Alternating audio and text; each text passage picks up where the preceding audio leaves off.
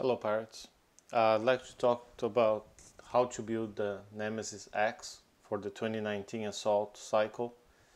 I've tested my build and refined and changed a few things during April's raid, and I want to share with you the build I'm going forward for the remaining events and then all the TLCs and stuff.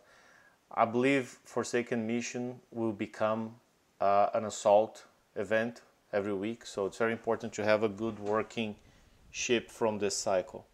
And I chose the Nemesis X. It's better for people who like to drive versus the more brute force approach of the Saturn. So I made a few assumptions here. Again, like I said, this is for people who like to control their ships, move them around and not just go on autopilot. The Nemesis are not good for that. My fleet has 4 regular Nemesis X and the flagship, the Archi Nemesis. And based on what I've seen this month, when you drive perfectly and you keep the enemies at maximum range, it's possible to complete a target with 0 corrosive damage taken. They just never fired the scatterguns. So with that information, a very good driver on a very good connection and without any lag could actually have the ship all the way with penetrative survival stats and specials, and just don't add anything for corrosive defense. I'm not such a good driver. My game sometimes lag and my connection is wireless, so sometimes there's a delay. So I will balance a little bit of corrosive defense in the middle of all the penetrative. I'll keep a more balanced approach. So the first special, with that in mind, is either you can go with the Alloy Armor COM if you want balance. It gives you both penetrative and corrosive resistance, or survival now. But if you want to take the risk and go for a perfect drive every time, you could use Reactive Armor 3 or Reinforced Reactive Armor. They give more penetrative survival and 0 corrosive. For speed, again, if you want to balance, you can use the corrosive resistors. If you want to go all the way penetrative, you can use the penetrative resistors. The good thing is that they also give you good turn speed bonus and some good evade on top of the resistance. Another option is to use Strike System because it combines the speed and the missile range already. The downsides, it gives less turn speed, it doesn't give you any evade, and it doesn't give you any resistances. The other problem is it will not make your ships, your missiles retarget, which means they also won't hit ships underwater. And those sunfishes that fire the green missiles, they usually fire underwater for a long time. So that's why I did not choose the strike system. So I'm going either corrosive or penetrative resistors. Then for range, if you go with the resistors, you need something for missile range. My choice out of all the possible specials was the advanced optical tracking because it gives a good combo, not only range, but projectile speed, accuracy, and the retarget that you need to hit underwater enemies.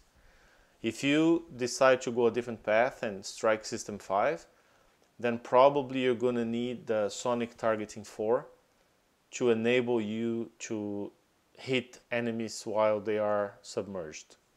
So in the end, either you go resistors and advanced optical tracking, or you go strike system and sonic target. I think resistor and tracking are a superior combo. For turret defense, there's no debate. The best option is the penetrative battery, but it's a limited blueprint. Not everyone has enough of them. The good news is, as you get them, even if you don't get 5 at once, you can just start putting them on your ships little by little. I strongly advise you put them on the ships you use on slots 1 and 2 first, because they've been taking more damage. And option B is the assault battery. Second best option if you don't have enough of the penetrative battery.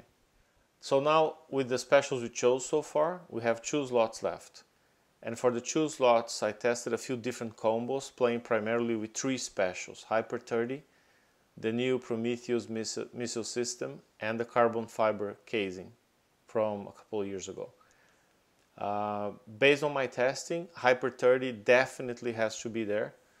The extra speed is very important to keep the enemies at maximum range, especially the tiny ships with the orange symbols above them. They're very fast.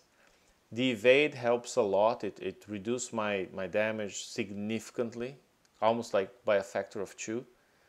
And you have the extra projectile speed, and splash damage reduction is only good when you make a mistake and the scatterguns fire at you. It also makes a big difference. So out of the 2 slots, I'm going to say one of them definitely should have Hyper 30. And then for the final slot, you got to pick one of these 2. Either you go with the PMS, and if you're spreading your anti-missiles on every ship, definitely you got to use that one because it gives you extra damage and it also buffs the anti-missiles you're using.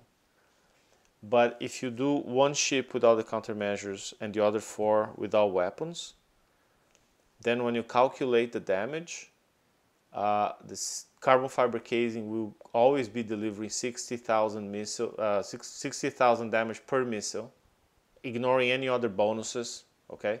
Every 3.7 seconds. The PMS will do the regular damage, but then 25% chance, so 1 in 5 projectiles will have 84,000 damage. So when you calculate that, the carbon fiber casing definitely comes ahead, and it's a constant stream of high damage. So I recommend that one over the new special. So in the end, that's my final build. Okay, like I said, I'm balancing for corrosive a little bit because I make mistakes and my connection isn't that good.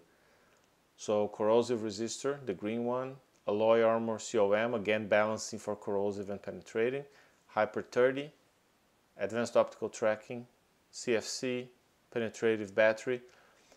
The weight limit doesn't let me put all 4 F1 COM armors, so I'm going with 3 of them and 1 D6M. Okay, and again for weight limits I cannot put all 8 missiles on the ship. And I started with 1 MDS-3, the anti-missile, so I'm just leaving it there. Maybe you want to put a Stinger missile or something different like that final slot, because that countermeasure is not being affected or improved by any bonuses, so it's more there just for fallback and for the resistance it gives your ship a little bit. Okay, but feel free to put a Stinger or something else. So that's my build. If you check the video description, there is a code that you can copy and then paste in your game shipyard to start building that ship the way it is. So then for the flagship has extra accuracy for anti-missiles that the other regular Nemesis don't have.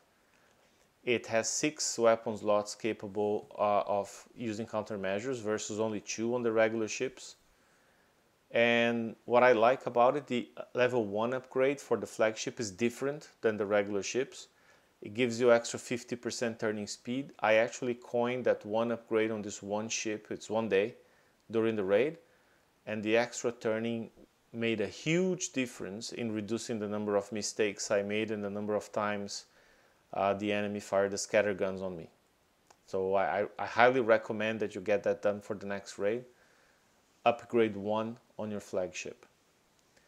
Okay, and because it's an anti-missile ship, we're going to change one special. Instead of using the PMS or carbon fiber casing, it's only going to have a couple missiles on this ship. So the best special that gives you more accuracy and range for anti-missiles, it's called Anti-Missile Proliferation System 2. It's a mouthful, I know. It's available this raid, and the person who shared that tip with me was Jefe from the crib, and he said Visaga was the one who tested that, so thanks guys. It did make a difference when I refitted that one special on my flagship. My damage per target went down about 10-12 minutes every target, so it adds up. Okay, and so that's it. That's the best special, and that's my final build. So very similar to the other ones, in 5 specials there, but 6 countermeasures, all 4 F1 COM armor because the weight allows you to do that. And the ship build code for this one is also on video description if you just want to copy and paste. Takes a long time to build. I hope you got started already. And that's it. Thanks for tuning in, pirates, and I put a video out there showing how I was doing 102s in this raid. Even though my ships were not finished, they were lacking some armor, lacking some weapons, they were doing fairly decent. I managed to bring that damage down to like under 1 hour without any special crew. So hopefully next month when I finish all the ships will be even better. Hope that helps. See you next time. Take care.